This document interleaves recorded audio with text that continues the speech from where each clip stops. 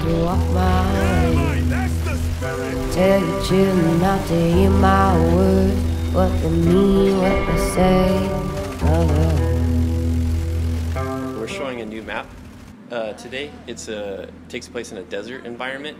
So, of course, the layout and everything is different. There's a river that runs through the map, splits it into two halves. There's caves that run through, so there's some tighter fighting spaces. But the bigger difference is in this new desert environment is that it's full of new types of wildlife. So there are new types of predators and prey for both the monster to interact with and the hunters to interact with. So they have different behaviors and stuff, and both teams kind of need to learn how to play against them and adapt.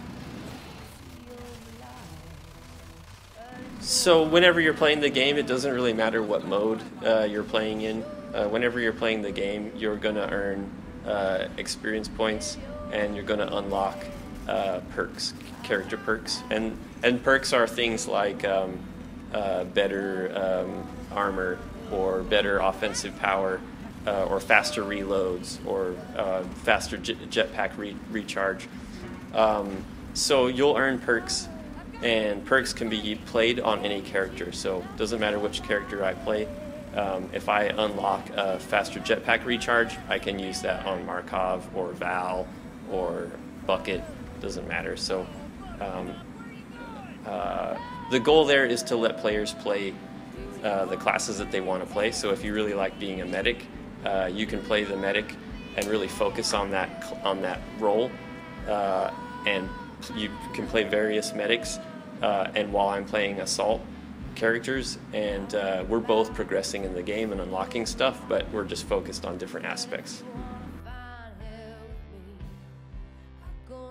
So assault classes, they're there to deal damage. It's just primarily what their class is for. Hyde, though, has a flamethrower, which is his heavy dealing damage, and compared to Markov's lightning rifle, Hyde's flamethrower has less range. It doesn't snap to target, has less range, but it deals a lot more damage per second than Markov's lightning rifle does. So Hyde has to get closer to the monster, but if he does manage to get closer to the monster and stay there, he can deliver more damage than Markov can. And probably one of the biggest differences in play styles is that Markov can throw out mines, which are really good at defending an area. So if I know the monster is coming to the objective at the end, I can set up a bunch of mines. Hyde has a toxic grenade, which he can throw out, and it does damage over time. It also slows teammates, so you don't really want to use that in combat, but what you do use it for is like flushing the monster out. So in the scenario we showed, in the new map we showed today, there are caves, and hunters don't typically want to fight monsters in caves because it's really close quarters, but Hyde's able to throw that toxic grenade in there, and it'll flush out the monster. So it's a little bit sort of offensive versus defensive as far as those items go. So if you can play the game anyway. You can play the game single player. So I could play just as a monster against a team of AI hunters. I could play a hunter with a bunch of AI teammates against an AI monster. We can play co-op. Yep.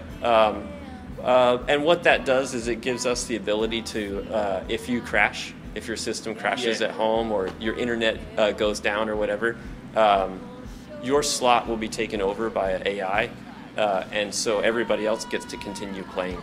And it even provides, rather than the game ending, means the game keeps going. And if you get back online, get your internet plugged back up, you can come back to the game.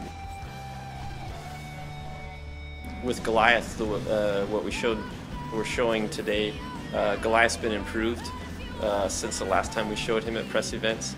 His melee combat system is improved, primarily to give players a little bit more control over what specific targets they're attacking during close combat. And we also changed the way that you stage up. When you're the monster and you stage up, you can now spend points on abilities and make those abilities stronger. And the drive there was to make it so that everybody's monster played a little bit different, so that your monster is different than mine. You might like rock throw and fire breath, and I might like charge attack and leap attack. So we put our points into different abilities, and it just adds that variety to the game, where when I'm playing against another player, of course that individual player has his own play style, but also the monster that he's chose to build out is a little bit different than mine. So it just adds more variety to the game, more replayability, and more unpredictability when I'm playing another human opponent.